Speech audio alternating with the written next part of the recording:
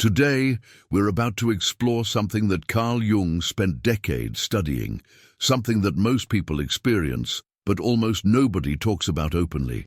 Have you ever looked in the mirror and suddenly felt like a stranger was staring back at you? Not in a frightening way, but in a curious, almost peaceful sense that the person you've been your entire life is somehow beginning to slip away like sand through your fingers. What if I told you that this unsettling yet strangely comforting feeling isn't random at all, but rather your soul whispering secrets that your mind isn't quite ready to hear? Now here's what's fascinating about Jung's work with thousands of patients across his career. He noticed something extraordinary, something that went far beyond the typical symptoms doctors chart on medical forms or the concerns that worried family members bring up during holiday dinners. Jung discovered that our souls begin preparing for profound transformation long before our conscious minds catch on to what's happening. These preparations are so subtle, so gentle in their approach, that most of us explain them away as nothing more than stress, aging, or perhaps just a phase we're going through. But before we begin, please hit the like button and let me know where in the world you're watching from today. It's always fascinating seeing who's joining us from around the world, and if you haven't already, make sure to hit that subscribe button and turn on the notification bell so you don't miss any of our future videos. Has this ever happened to you? You wake up one morning and that thing you've been obsessing about for months, that argument with your neighbor, that work promotion, that constant need to check your phone, suddenly feels distant, as if it's happening to someone else entirely. Or maybe you've started having dreams so vivid, so real, that waking life feels like the dream instead. Perhaps you've felt an inexplicable urge to reach out to people from your past, to make peace with old wounds that you haven't thought about in years. Jung understood that these weren't random occurrences or signs that something was wrong with his patients. Instead, he recognized them as messages from the deepest parts of ourselves, communications between what he called the ego and the self, written in a language that bypasses our rational mind and speaks directly to our hearts. These are conversations between your soul and eternity itself, and they're happening whether you're consciously aware of them or not. What makes this discovery so revolutionary is that Jung saw these signs not as harbingers of doom or decline, but as invitations to the most profound awakening a human being can experience. Stay with me until the end of this video, because what you're about to discover might completely transform how you view not just death, but life itself. When you begin to recognize what your soul is actually doing during these moments of transition, when you understand the deeper patterns Jung identified across countless individuals from all walks of life, something remarkable happens. Death stops being this terrifying enemy lurking in the shadows and becomes something else entirely, something that might just be the most natural, most beautiful part of the human experience. The question isn't whether you'll experience these signs. The question is, are you paying attention when they arrive? Now, I want to go even deeper into this topic, because what Jung discovered wasn't just one or two isolated phenomena. He identified 9 distinct patterns, 9 sacred invitations, if you will, that emerge when our souls begin this profound journey of transformation. Think of them as love letters written by your eternal self to the temporary version of you that's reading this right now. The remarkable thing is that most people have already experienced at least 3 of these signs without ever realizing their true significance. They brushed them off, rationalized them away, or worse, thought something was fundamentally broken inside them. The first of these invitations is what Jung called the great detachment, and it's perhaps the most misunderstood transformation of them all. Picture this. You wake up one ordinary Tuesday morning, and that promotion you've been desperately chasing for the past 2 years suddenly feels irrelevant. The social media arguments that used to keep you awake at night now seem like watching strangers debate through frosted glass. That ongoing conflict with your family member that's consumed your mental energy for months. It's still there, technically, but it's as if someone turned down the volume on your emotional investment. The strange part is that you're not actively trying to care less. It's just happening naturally, like watching autumn leaves let go of branches without any struggle or resistance. Your loved ones might start worrying. They see the change in your eyes, the shift in your priorities, and their first instinct is to wonder if you're depressed. They might suggest therapy or medication, and their concern comes from a place of genuine love. But here's the hidden truth that Jung understood through decades of working with the human psyche. This isn't depression at all. Depression crushes you with its weight, makes everything feel heavy and meaningless in a painful way. What we're talking about here is something entirely different. This is liberation. This is your soul beginning to remove the heavy costume of ego that you've been wearing for so long you forgot it wasn't your real skin. If this resonates with you, subscribe to continue exploring these deeper mysteries together. There's a community here that isn't afraid to ask the big questions. The transformation happens in layers, each one revealing something more authentic underneath. First, that burning need to be right in every discussion starts to fade. You find yourself in conversations where the old you would have argued passionately, but now you just smile and let it go, because the outcome genuinely doesn't matter anymore. Then comes the addiction to other people's approval, that constant checking to see if you're measuring up to invisible standards. It just evaporates like morning mist in sunlight. And finally, that desperate clutching at material security, the endless planning and worrying about financial futures and career trajectories, begins to loosen its grip.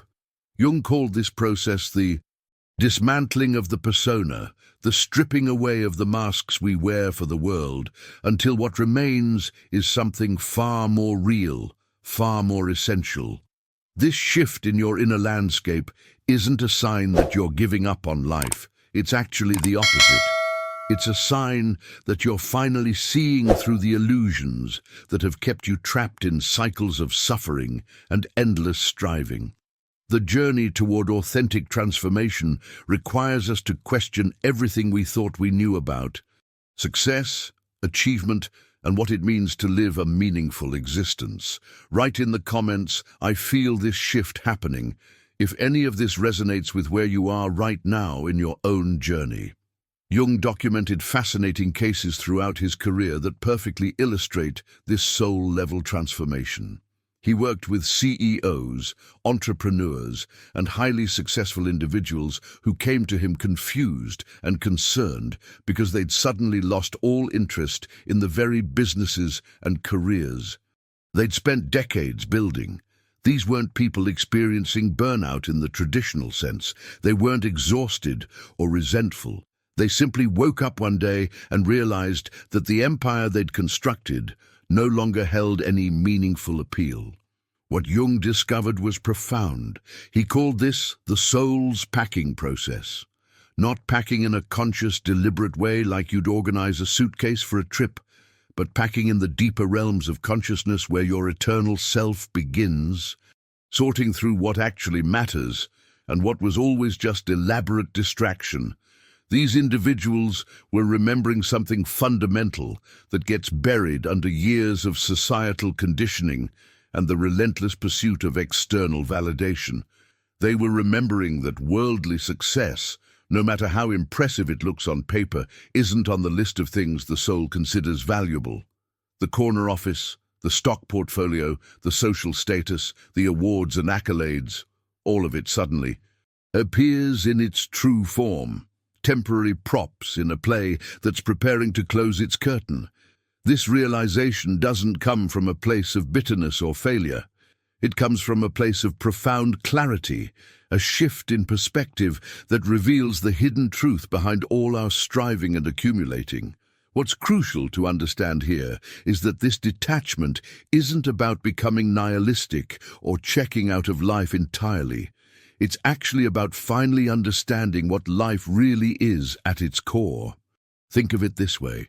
When you're drowning in ocean waves, all you can see is the water crashing over you, the panic, the struggle for the next breath.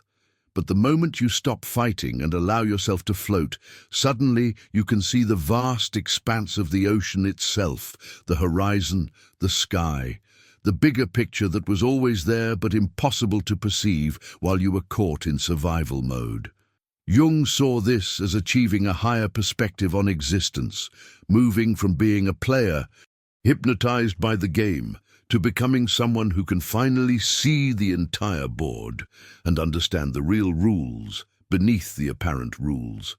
This shift in consciousness often opens the door to the second invitation, and this one tends to give people chills when they realize how common it actually is.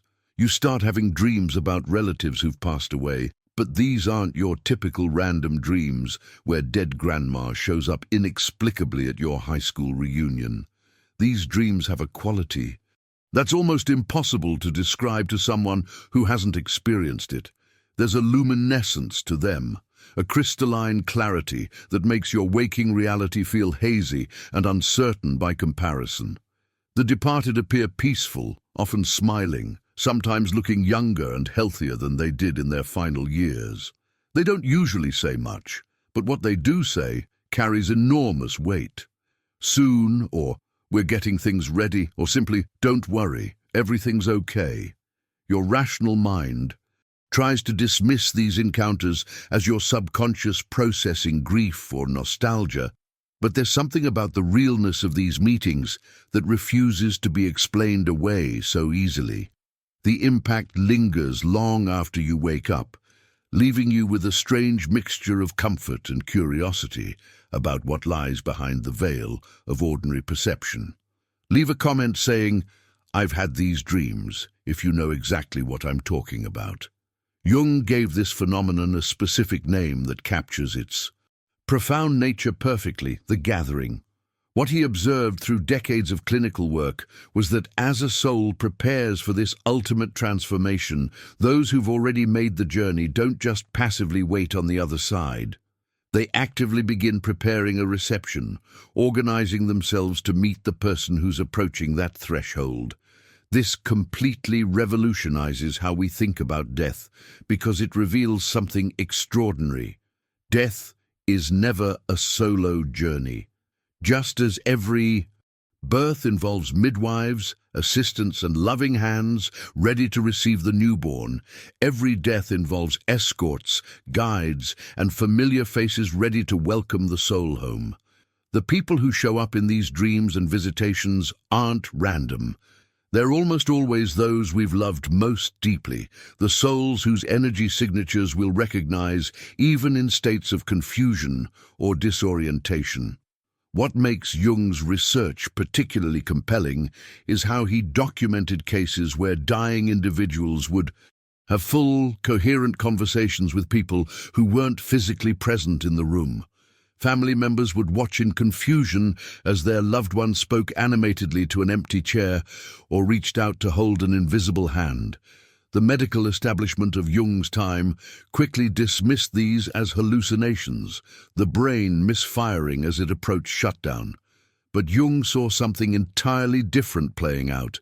He recognized these as genuine visitations, actual contact between dimensions where the departed were serving as teachers, guides preparing the traveler for what lies ahead. These weren't confused ramblings. The conversations had purpose, structure, meaning.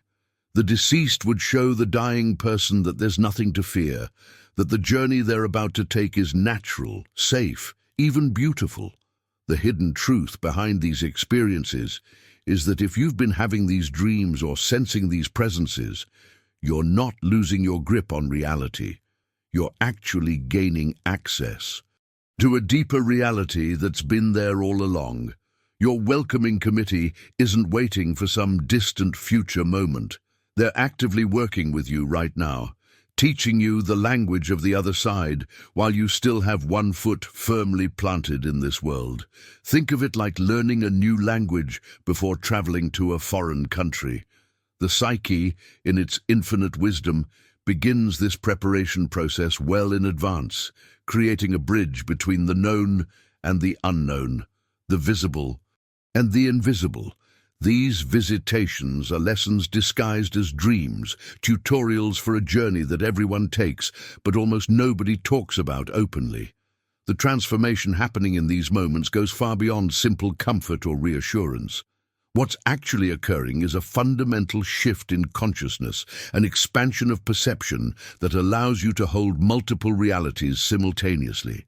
You're being initiated into mysteries that transcend ordinary understanding, receiving revelations about the true nature of existence from those who've already crossed that bridge and returned to offer guidance. The impact of these encounters often changes how people approach their remaining time in this life, infusing each day with a deeper appreciation, a clearer sense of priority, a peace that comes from knowing the journey continues beyond what we can see. Type, "I'm receiving these messages," if this resonates with experiences you've been having lately. The third invitation arrives with an intensity that often catches people completely off guard. You're going about your normal day, maybe washing dishes or sitting in traffic, when suddenly you're hit with this overwhelming urge to fix something in your relational world. It's not a gentle suggestion from your conscience. It's an almost physical compulsion that won't let you rest. That friend you haven't spoken to in 20 years because of some stupid argument that seemed so important at the time. Their face appears in your mind with startling clarity, and you feel this magnetic pull to reach out, to apologize, to make peace. What's fascinating is that this impulse comes without any external trigger. Nobody mentioned that person. You weren't scrolling through old photos. The urge emerges from somewhere deeper than memory, somewhere beyond the rational mind's decision-making process. Along with this relational healing impulse, something else starts happening that your family might find peculiar. You begin giving things away, but not in that dark, morbid way people associate with preparing for death. It happens naturally, organically, like fruit falling from a tree when it's perfectly ripe. You look at possessions you've held onto for decades and suddenly think, you know what? This belongs with Sarah, or Michael should really have this. Jung understood what was unfolding beneath the surface of these behaviors. He called it the sacred clearing, and it represents one of the most profound aspects of the soul's preparation process. The hidden truth Jung uncovered is that the soul, in its innate wisdom, knows it cannot carry certain energies across the threshold of transformation. Resentment, guilt, unfinished business, the weight of grudges held for years. These dense emotional energies function like chains, anchoring the soul to the material plane. Imagine trying to board a flight while dragging heavy luggage that exceeds every possible weight limit. The soul understands intuitively that it must travel light, that the journey ahead requires releasing everything that isn't essential, everything that belongs to the ego's story, rather than the eternal self's truth.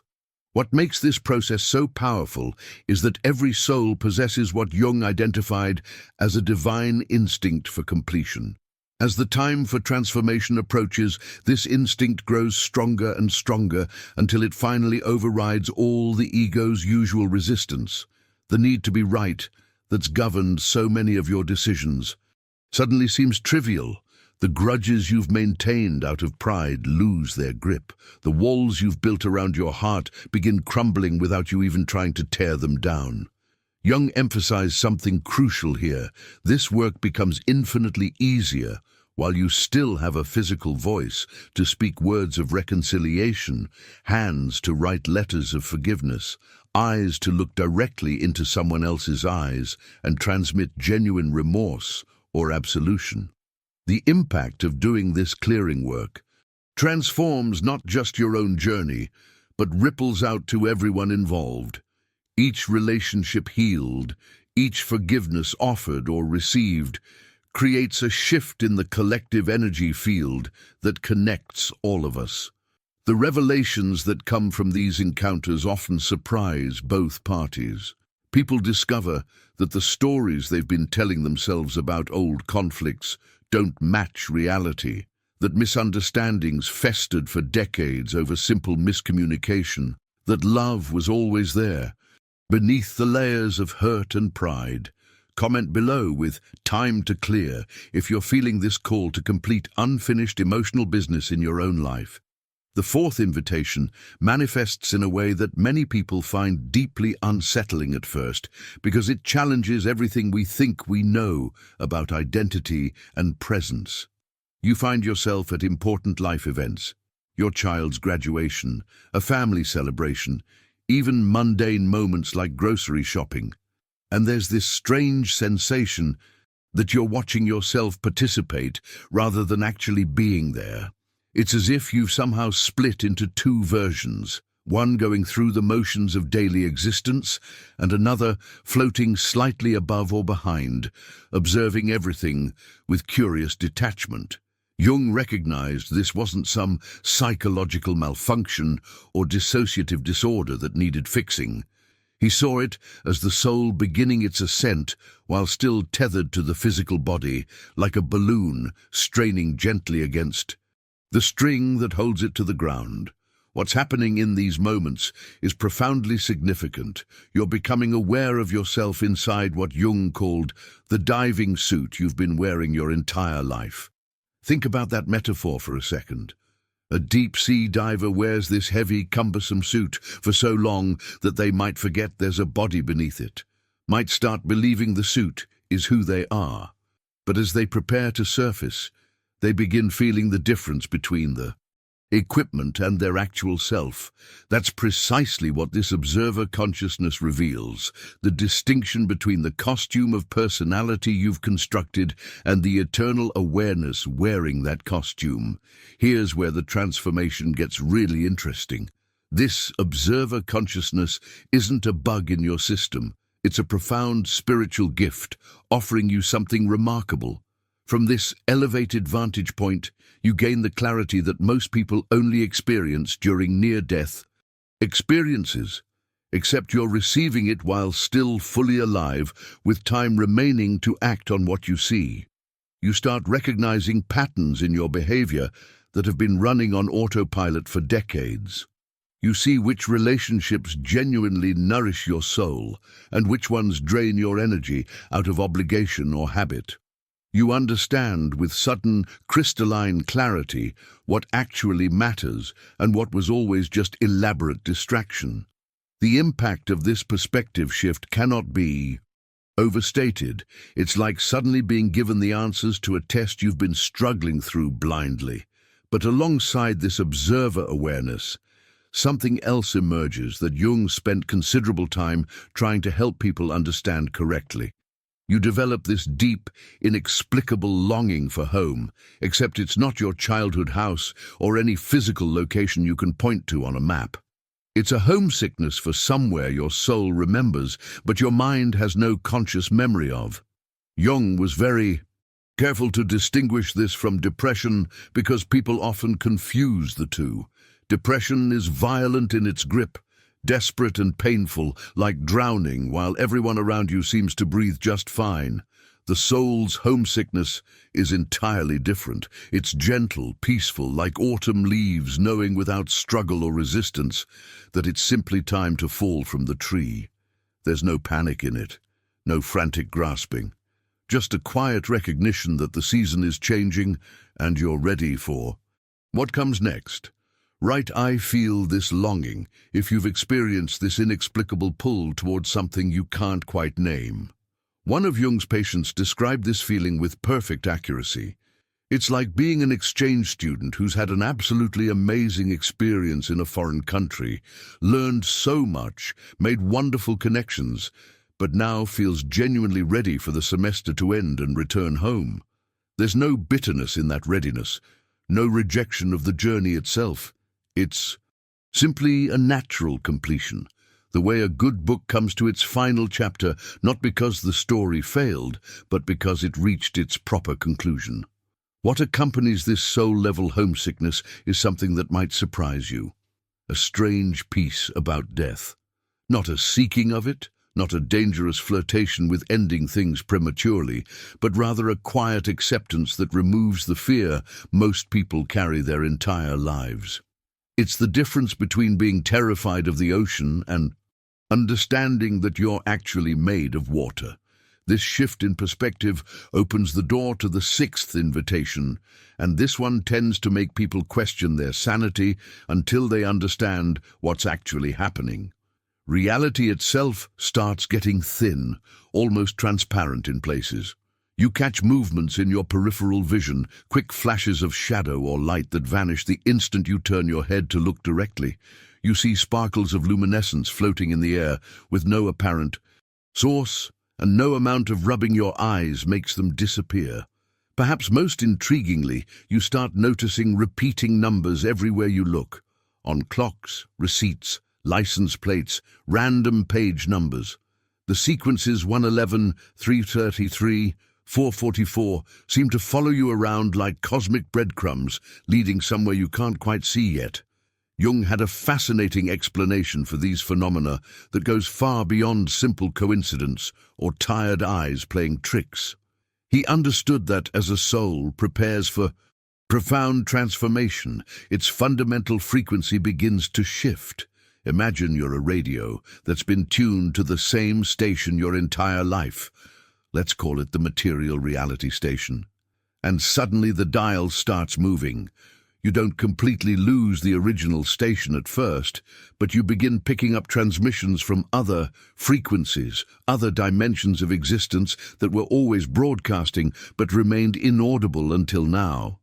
Your consciousness is literally expanding its range of perception, like developing new senses you didn't know were possible.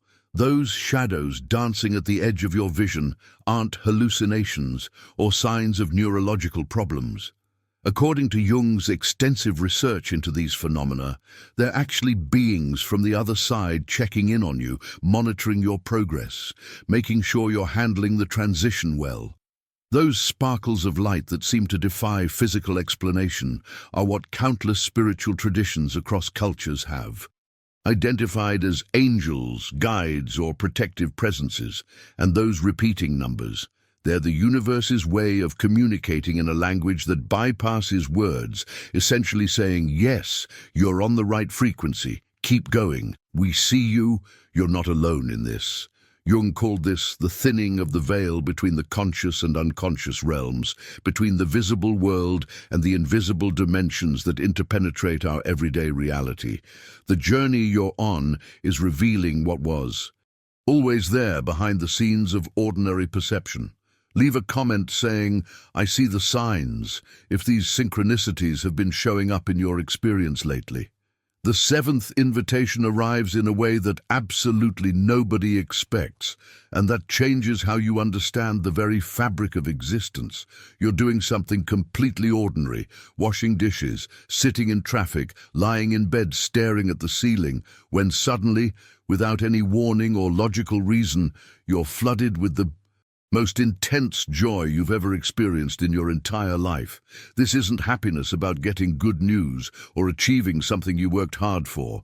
This is pure, undiluted, overwhelming bliss that has no connection to external circumstances whatsoever.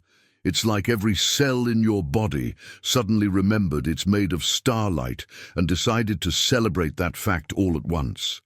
These episodes usually last only seconds or minutes, but the impact they leave is permanent, because for those brief moments, you experience something Jung called your true nature breaking through.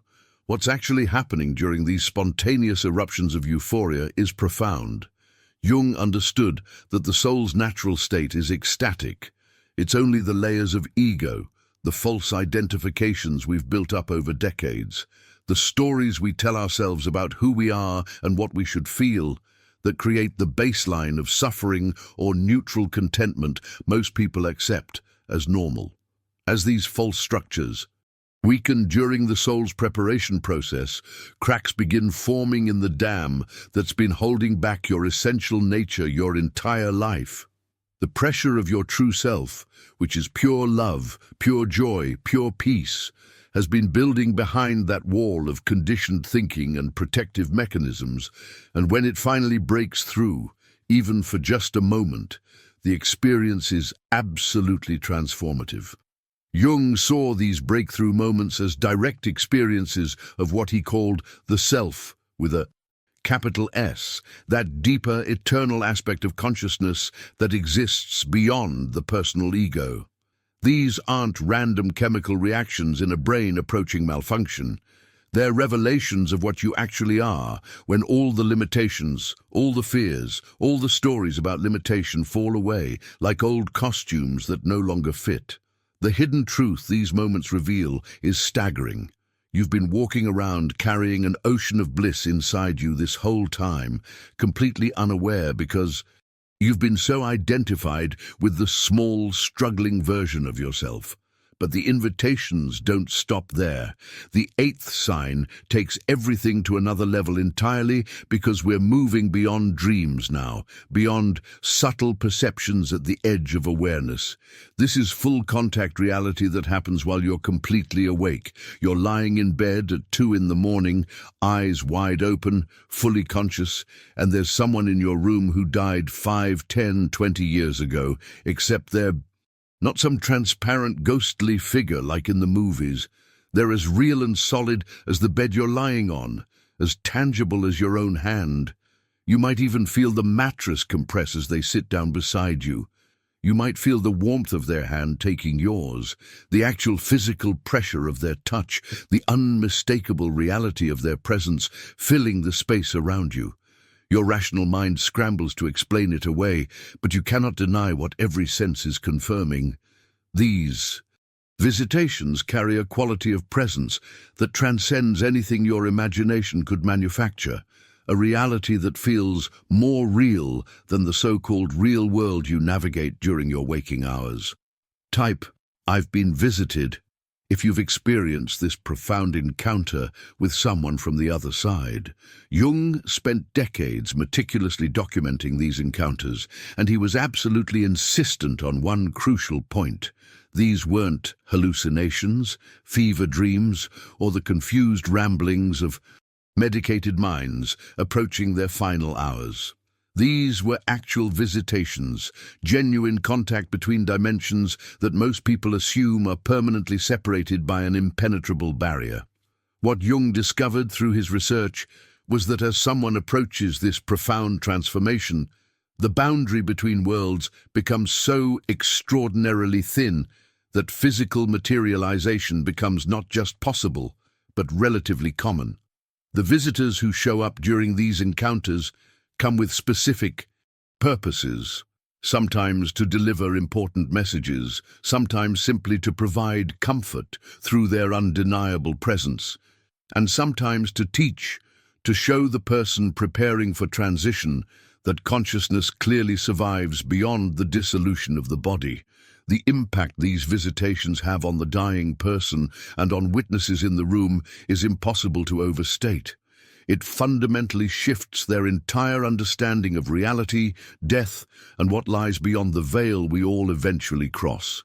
Family members who witness their loved one interacting with deceased relatives often describe feeling the energy in the room change, sensing presences they can't see but somehow know are there, experiencing a peace that defies the sadness of impending loss.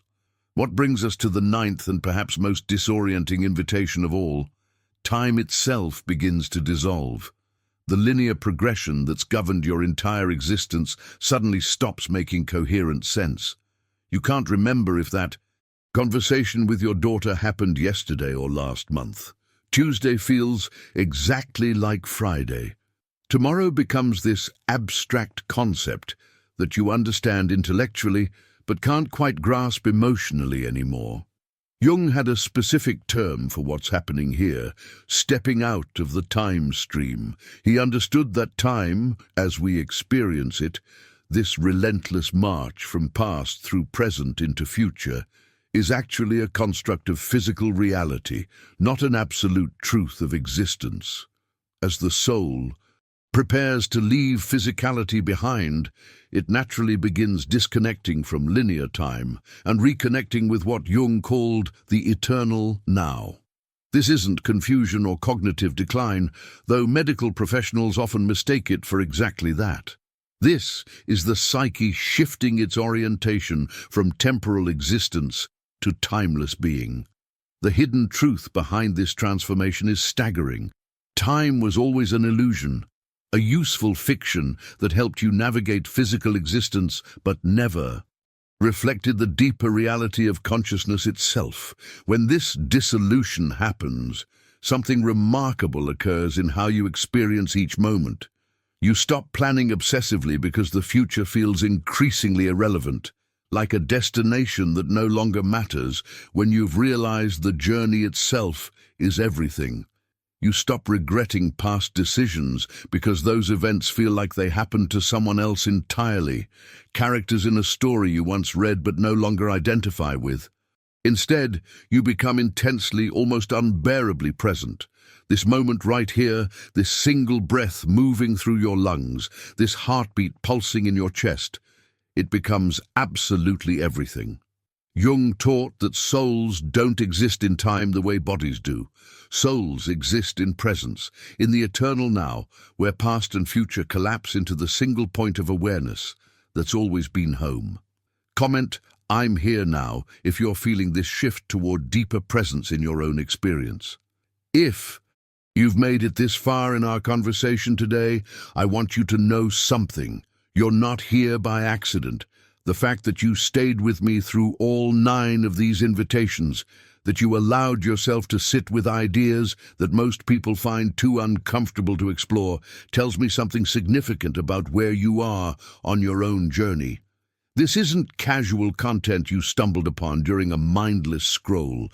This is sacred territory, and you recognized it the moment you clicked. I create these videos because I believe we need to talk about these deeper mysteries openly, without fear, without pretense.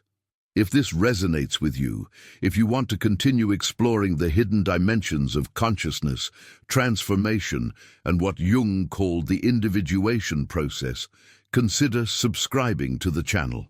There's a community forming here of people who aren't afraid to ask the big questions, who understand that the most important conversations happen in the spaces between what we think we know.